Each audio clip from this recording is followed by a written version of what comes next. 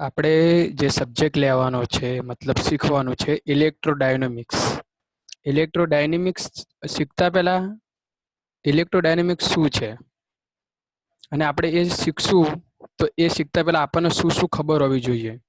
કારણ કે આ તો પહેલી વાર જ આવ્યું. આપણે તો જોયું ફિઝિક્સમાં જોયેલું કે કરંટ હોય, પછી ક્લાસિકલ મિકેનિક્સ જોયેલા, તો એ બધું બેઝ પોઈન્ટ હતું. ઇલેક્ટ્રોડાયનેમિક્સ શું છે, આ બધાનું વર્ઝન છે, લેટેસ્ટ વર્ઝન. તો એ સમજવા માટે પહેલા આપણે આના બેઝિક જોવા પડે કે ભાઈ ફિઝિક્સ છે તો ફિઝિક્સ એકચ્યુઅલી છે શું. તો ફિઝિક્સ શું છે કે જે આપણા આખા વર્લ્ડમાં આપણી આજુબાજુ જે પણ ઘટનાઓ થતી હોય A to Z એ બધી ફિઝિક્સ કવર કરી લે. ડિફરન્ટ એના સ્ટ્રીમમાં, મતલબ આપણે જો યુનિવર્સલ કોઈ ઘટનાઓ જોઈએ તો એસ્ટ્રોફિઝિક્સ લઈ લઈએ. નોર્મલ જે ઘટનાઓ જે જીવનમાં આપણે કન્ટિન્યુ બનતી જ હોય છે, જે બી છે, મતલબ સૂરજ ઉગે છે, જે બી છે, સ્કેટરિંગ, એ બધું ક્લાસિકલ મિકેનિક્સમાં લઈ લઈએ. પછી આપણા આજુબાજુ ઘણા બધા સાધનો જતા હોય છે, તો વેલોસિટી ને બધું ક્લાસિકલમાં, એનું એક્સલેરેશન બધું ક્લાસિકલમાં આપણે ડિફાઇન કરી લઈએ. એ રીતે જો ટેમ્પરેચર હોય કે હીટિંગ છે એ બધું હોય તો એ આપણે થર્મોડાયનેમિક્સમાં લઈ લઈએ. આ રીતે સેપરેટ બ્રાન્ચીસ છે ફિઝિક્સની, ફિઝિક્સને સમજવા માટે. પણ ઇલેક્ટ્રોડાયનેમિક્સ સમજવા માટે આપણે જરૂરી શું છે કે પહેલા મિકેનિક્સ સમજવાનું કે એકચ્યુઅલી ઇલેક્ટ્રોડાયનેમિક્સ તો મિકેનિક્સ. હવે મિકેનિક્સ કોને કહેવાય એ સમજવું પડે. કારણ કે સોલિડ સ્ટેટ ફિઝિક્સ છે, કોઈ બી ફિઝિક્સ છે અને એમાં બી મિકેનિક્સ છે. તો બધા ફિઝિક્સના બેઝ પોઈન્ટ એના ઉપર છે, મિકેનિક્સ ઉપર. તો મિકેનિક્સ કોને કહેવાય, ક્લિયર? એ આપણે સમજવું પડે સ્ટાર્ટિંગથી.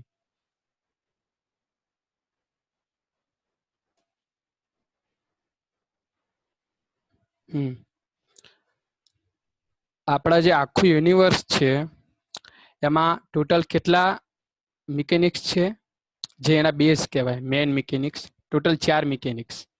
અને ઓબ્વિયસ છે અહીંયા ચારેય મિકેનિક્સના એક એક પીક એ મિકેનિક્સ ડિરાઈવ કરે છે કે કયું મિકેનિક્સ છે.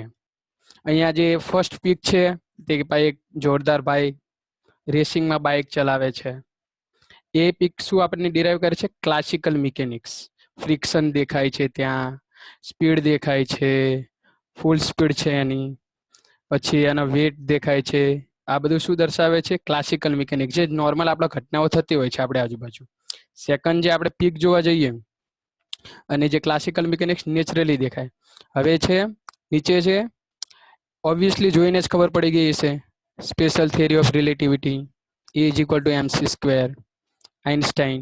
તો એ શેના માટે છે કે આ વેરી ફાસ્ટ કોઈ ઓબ્જેક્ટ હોય કે જેની સ્પીડ કેટલી હોય, જે પ્રકાશનો વેગ છે, બરાબર, વેલોસિટી ઓફ લાઇટ 3 × 10⁸ મીટર પ્રતિ સેકન્ડ, એટલા વેગના કમ્પેરેબલ એની સ્પીડ હોય તો એના માટે થિયરી આપી આઇન્સ્ટાઈને. કઈ આઇન્સ્ટાઈને આપી theory? Special theory of relativity, જે આ પીક આપણને બતાવે છે. ઓકે, થર્ડ પીક છે આ પીક, જ્યાં એક જ મિનિટ,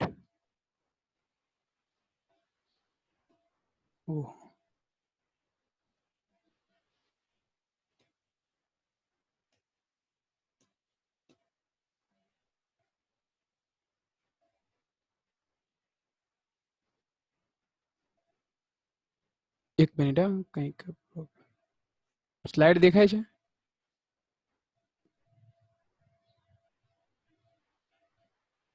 જસ્ટ પ્રોબ્લેમ થઈ ગયો.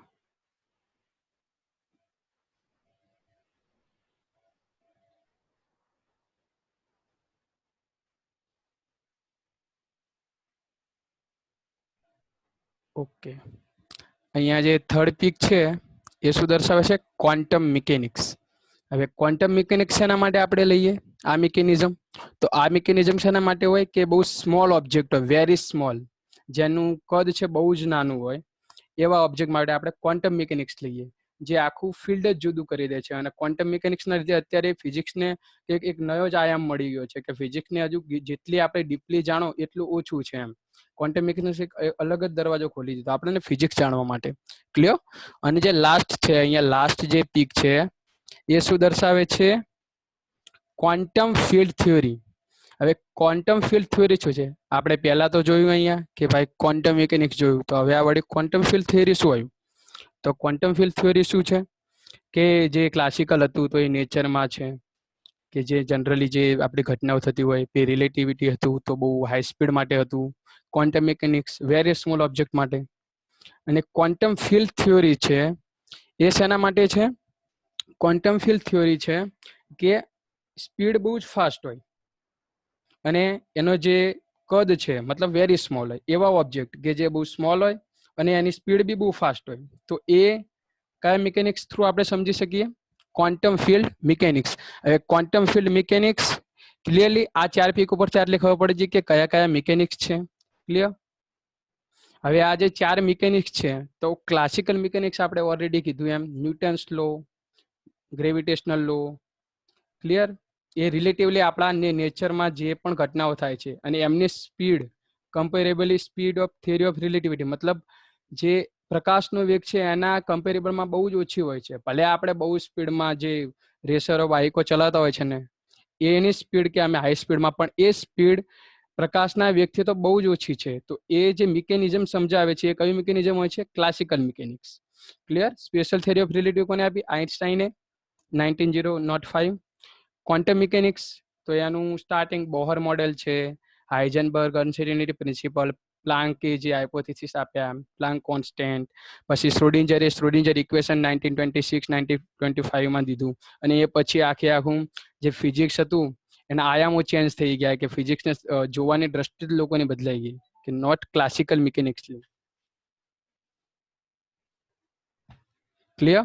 હવે ક્વોન્ટમ ફિલ્ડ થિયરી તો મેં જે કીધી એ વેરી સ્મોલ ઓબ્જેક્ટ અને વેરી ફાસ્ટ હોય, તો એ કયા કયા ક્વોન્ટમ ફિલ્ડ થિયરીમાં આપણે એમાં જોઈ શકીએ. હવે ક્વોન્ટમ ફિલ્ડ થિયરીમાં કયા કયા વૈજ્ઞાનિકોએ યોગદાન આપ્યું? તો અહીંયા છે ડીરાક, પાઉલી એક્સક્લુઝન પ્રિન્સિપલ આપણે ભણ્યા જશે, ડીરાકના બધા ફર્મી સ્ટેટિક્સ ડિસ્ટ્રીબ્યુશન આપણે ભણ્યા છીએ, ફેનમેનનું નામ તો સાંભળ્યું જશે, નકુમના લેક્ચરમાં જ આપણે જોયું હતું કે જેને શું તળિયે હજુ ઘણી જગ્યા છે, નેનો ટેકનોલોજી. ક્લિયરલી? તો આ બધા વૈજ્ઞાનિક આપણે ફેમિલિયર તો છીએ જ. હવે આ મિકેનિક્સ તો આપણે સમજી લે, પણ મિકેનિક્સ કોને કહેવાય? તો મિકેનિક્સને આપણે શું કહી શકીએ? We can say that mechanics is that which tell us how object behave when acting force on it. મતલબ મિકેનિક્સ કોને કહેવાય? કે જ્યારે આપણે કોઈ ઓબ્જેક્ટ લઈએ, કોઈ પણ, મતલબ આપણે ખુદને બી લઈ લઈએ તો એના ઉપર કોઈ ફોર્સ લાગે તો એ કઈ રીતે બિહેવ કરે છે. ક્લિયર? તો આ જે બિહેવની જે પ્રોસેસ છે, જે ફિનોમિના છે, એ જે આપણને ડિસ્ક્રાઇબ કરે તો એ આખા જે સિનારિયોને શું કહેવાય? મિકેનિક્સ કહેવાય. ક્લિયર? આટલી વસ્તુ ક્લિયર? 4 જે મિકેનિક્સ છે એ, અને મિકેનિક્સ કોને કહેવાય ઇન જનરલ આપણને કોઈ પૂછે કે મિકેનિક્સ શું છે તો આટલી તો ખબર હોવી જોઈએ કે આપણે કોઈ વસ્તુ પર ફોર્સ લગાવીએ તો એ કઈ રીતે બિહેવ કરે છે ને એ આપણને જે ડિરાઈવ કરી આપે, એક્સપ્લેન કરે, એને કહેવાય મિકેનિક્સ. now આગળ જઈએ.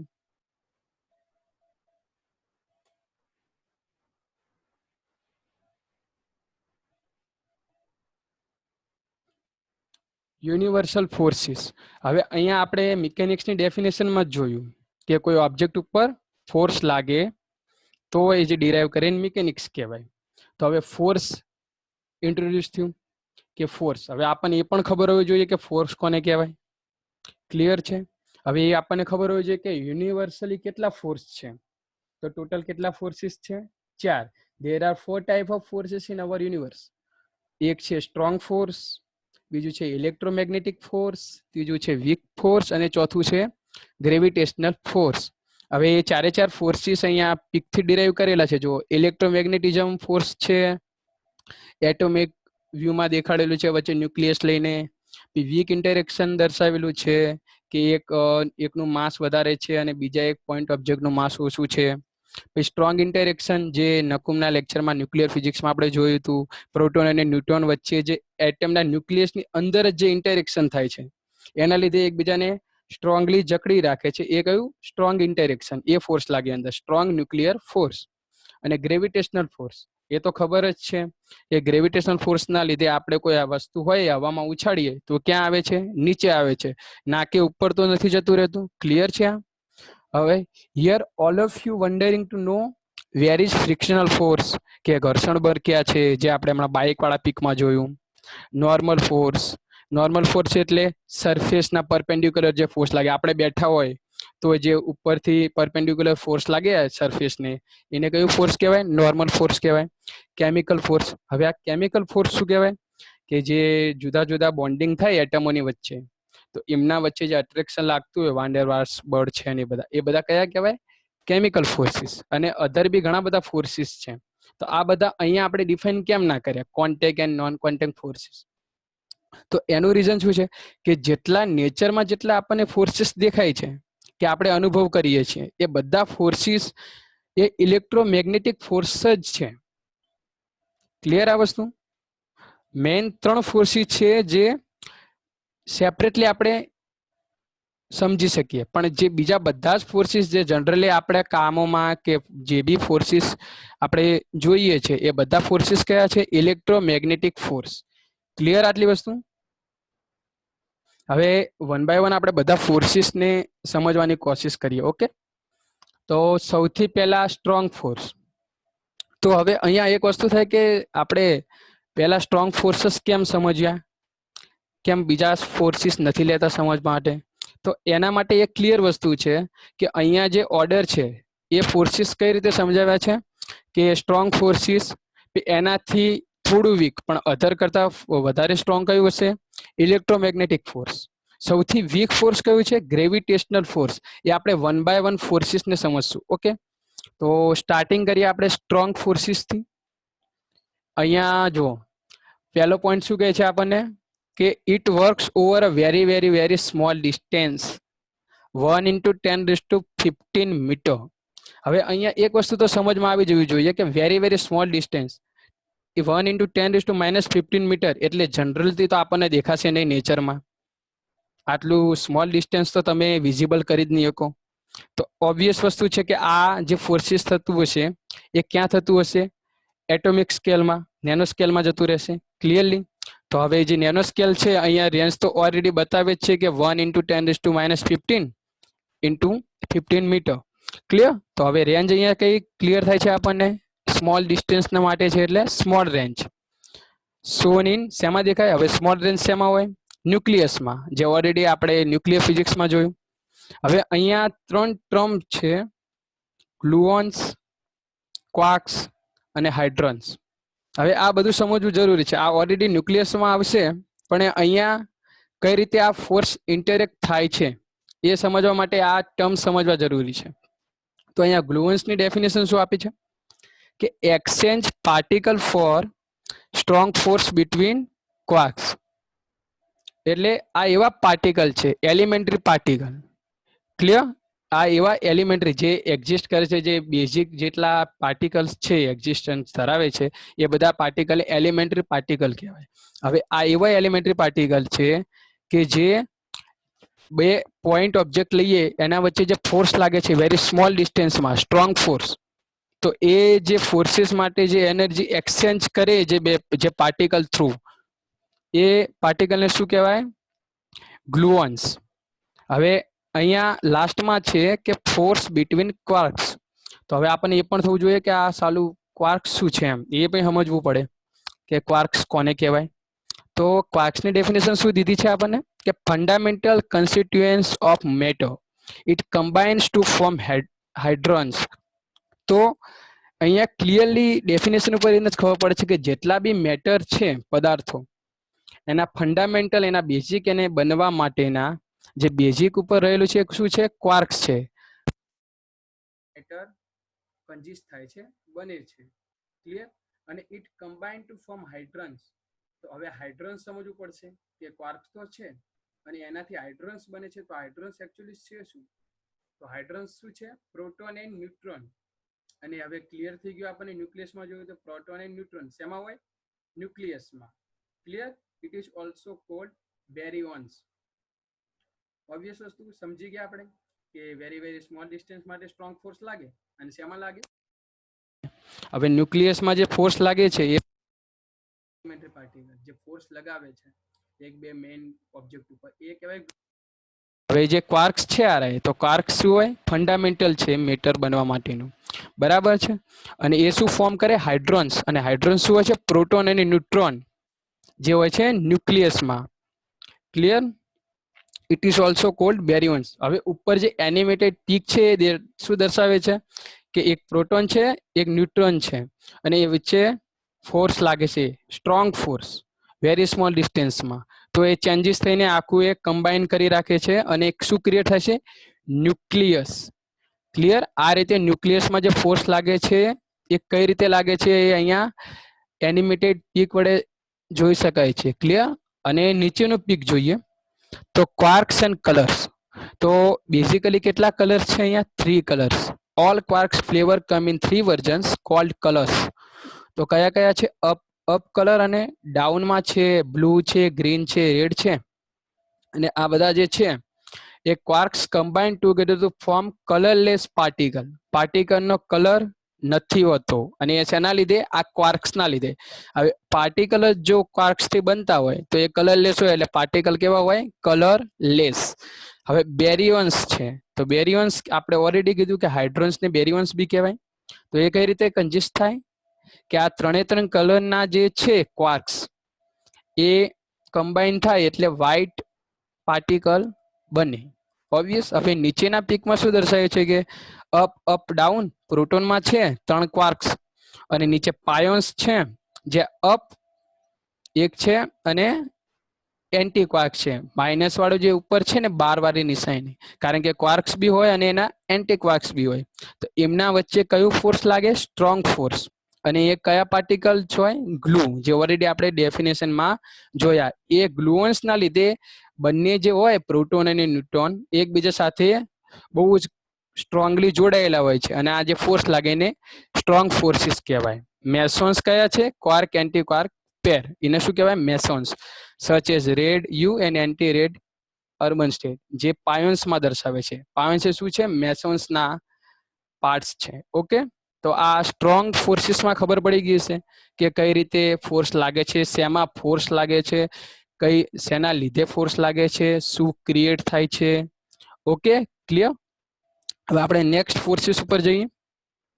સ્ટ્રોંગ ફોર્સ આપણને ન્યુક્લિયસમાં દેખાય છે એટલું યાદ રાખવાનું સ્મોલ રેન્જ માટે. હવે નેક્સ્ટ ફોર્સ ફેમિલિયર ફોર્સ. બધાને ખબર હશે કે આ ફોર્સ કઈ રીતે લાગે, શું છે. નાના હતા ત્યારથી ભણતા આવીએ છીએ. અહીંયા એક સરસ મજાની છે બિલાડી જેના ઉપર એપલ પડે છે. ન્યૂટનને લેવાની જરૂર નથી અહીંયા, કારણ કે ન્યૂટન પહેલા બી ઘણા બધા સાયન્ટિસ્ટ હતા જેમને આનું શું કહેવાય ધારણાઓ આપી હતી કે આવા કોઈ ફોર્સ છે, એટલે મેં બિલાડી લઈ લીધી. શ્રોડિંજર કેટ્સ ના લેતા. હવે ગ્રેવિટેશનલ ફોર્સ ઉપર આવીએ તો બે પીક છે, સુપરબલી ડિરાઈવ કરે છે આ ગ્રેવિટેશનલ ફોર્સ. ઓકે, તો સ્ટાર્ટિંગ પોઈન્ટથી જોઈએ કે ગ્રેવિટેશનલ ફોર્સ, તો આ ફોર્સ કેવું છે? ગ્રેવિટી આપણે કહીએ તો ફર્સ્ટ પોઈન્ટ છે અહીંયા કે અટ્રેક્ટ માસ ટુગેધર. કોઈ બે પોઈન્ટ માસ લઈએ ઓબ્જેક્ટના તો એ બંને એકબીજાથી અટ્રેક્ટ થાય આ ફોર્સ લાગે ને ત્યારે. ઓકે, પહેલો પોઈન્ટ આ દર્શાવે છે કે આ ફોર્સના લીધે બે પોઈન્ટ ઓબ્જેક્ટ એકબીજાથી અટ્રેક્ટ થાય છે. બીજું છે આની રેન્જ ઇન્ફાઇનાઇટ રેન્જ હોય છે. હવે આ ઇન્ફાઇનાઇટ રેન્જનો મિનિંગ શું? કે ગ્રેવિટેશનલ ફોર્સ આ હોલ એની કોઈ શોર્ટ રેન્જ નથી હોતી. ઇન્ફાઇનાઇટ રેન્જ મતલબ all over world gravitational force લાગતું જ હોય છે. અકોર્ડિંગલી કયા પ્લેનેટ ઉપર તમે છો, ક્યાં છો, એ અકોર્ડિંગલી ગ્રેવિટેશનલ ફોર્સ તમારા ઉપર ઇફેક્ટ કરે. એટલે ઇન્ફાઇનાઇટ રેન્જનો મિનિંગ જ આ છે કે ઓલ ઓવર યુનિવર્સમાં બી આ ફોર્સ લાગે જ છે. ક્લિયર? હવે ગ્રેવિટોન જેવી રીતે આપણે ફર્સ્ટ જોયું સ્ટ્રોંગ ફોર્સ, તો એમાં શું હતા? ગ્લુઓન હતા, ક્વાર્ક્સ હતા, હાઇડ્રોન સમજ્યા. એ રીતે અહીંયા બી એલિમેન્ટરી પાર્ટિકલ છે અને એ કયા છે? ગ્રેવિટોન. તો ગ્રેવિટોન બી સમજવું પડે. તો એ શું છે? માસલેસ particle that are exchanged with everything creating gravitational bonds. Clear?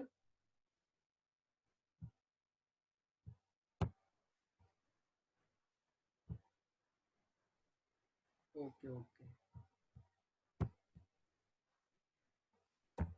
Just a minute.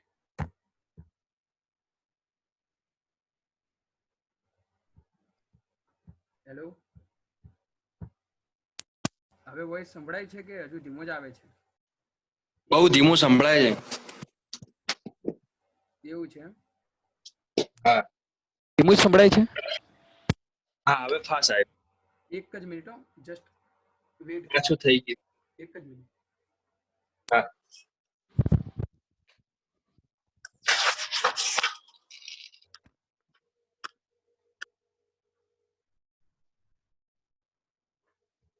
Hello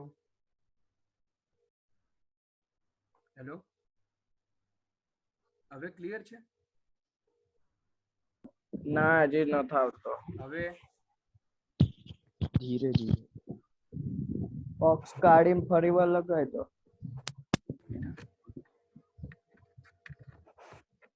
hello hello, હા હવે ક્લિયર છે? હેન્ડ્સ ફ્રી ભરાયેલા હોય તો કાઢીને ફરીથી લગાવ. હા એટલે મેં ટ્રાય કર્યું, હવે સંભળાય છે એમ? થોડા ના હજી હેન્ડ્સમાં ધીમું જ સંભળાય છે. હેન્ડ્સફ્રીમાં ધીમું જ પ્રોબ્લેમ છે. સંભળાય. હેન્ડ્સ ફ્રી કાઢી દે ને. ઓકે હવે ના. હા એટલે 2 મિનિટ હું જોઈ લઉં, કારણ કે થોડોક વોઇસ પ્રોબ્લેમ થાય છે. હા હા વાંધો નહીં.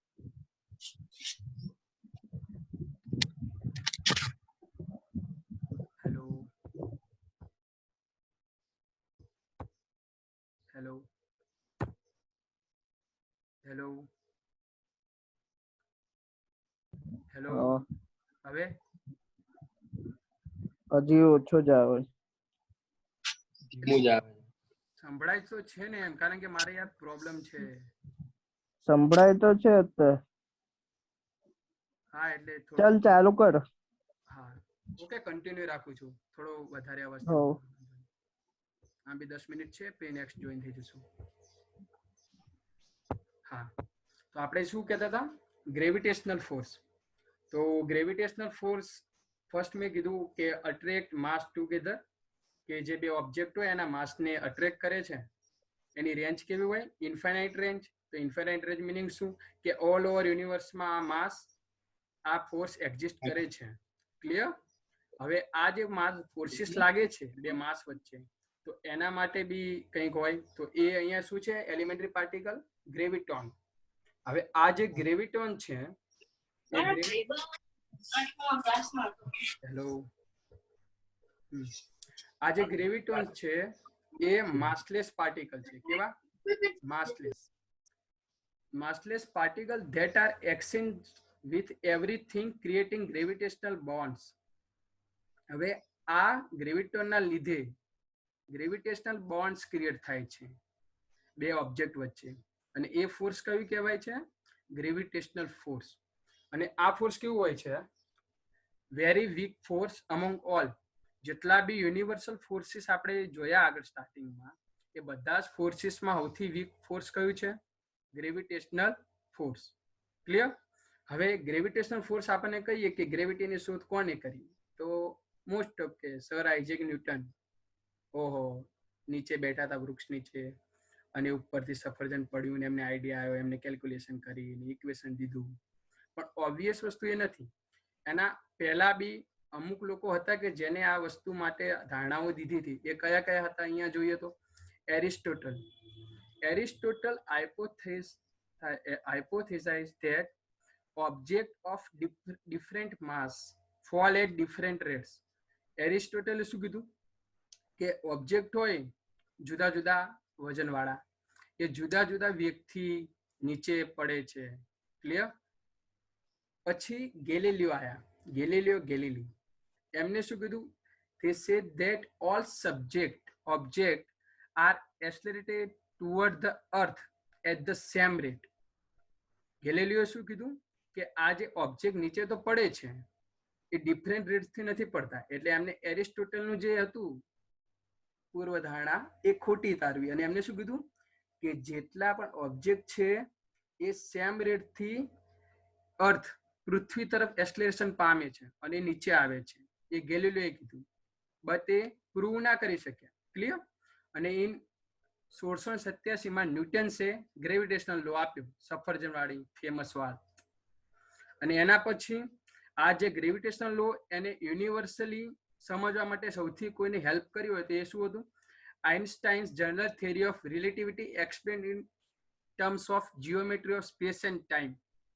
ક્લિયર? તો આમાં જે ફોર્સીસ લાગે છે, ગ્રેવિટેશનલ ફોર્સ કઈ રીતે કન્ઝિસ્ટ કરે છે હોલ વર્લ્ડમાં, એ સારી રીતે એક્સપ્લેન કરીએ કે આઇન્સ્ટાઈનની આ થિયરીના લીધે.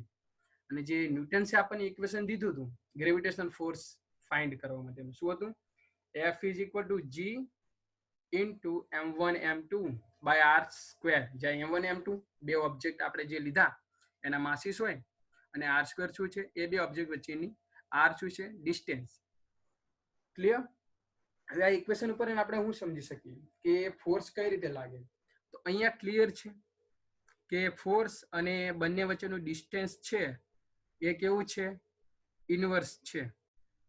ક્લિયર? પ્રોપોર્શનલ નથી. તો મતલબ કે ડિસ્ટન્સ જેટલું વધુ હશે એટલા ફોર્સ આ કેવું થઈ જશે? ઓછું લાગશે. અને જેટલું બે ઓબ્જેક્ટ વચ્ચે ડિસ્ટન્સ ઓછું હશે એટલું ફોર્સ કેવું લાગશે? વધુ લાગશે. ક્લિયર? ગ્રેવિટેશનલ ફોર્સ કેવું લાગશે? હવે અહીંયા જી શું દર્શાવે? એ ગ્રેવિટેશનલ કોન્સ્ટન્ટ છે 6.667. ક્લિયર છે આ કે આ ફોર્સ કઈ રીતે લાગે છે? હવે આ વસ્તુ સમજવાની છે કે ગ્રેવિટેશનલ ફોર્સ જે લાગે છે એ જુદી જુદી આપણે પ્લેસીસ ઉપર જઈએ તો ચેન્જ થાય. તો એ કઈ રીતે થાય?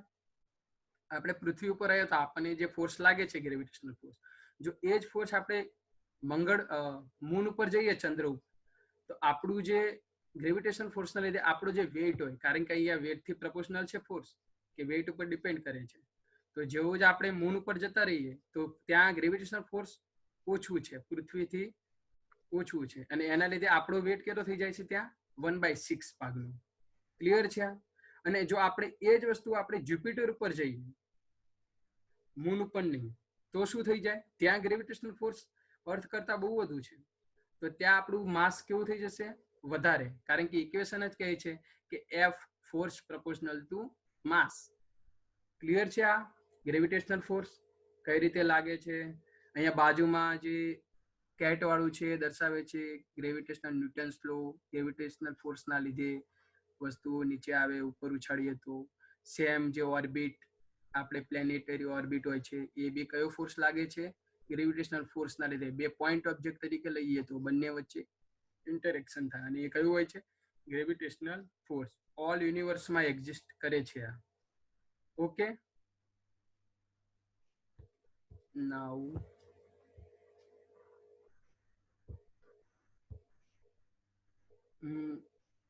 ફરીથી જોઈન થઈએ. હું સ્ટોપ કરું છું કારણ કે 3 મિનિટ છે.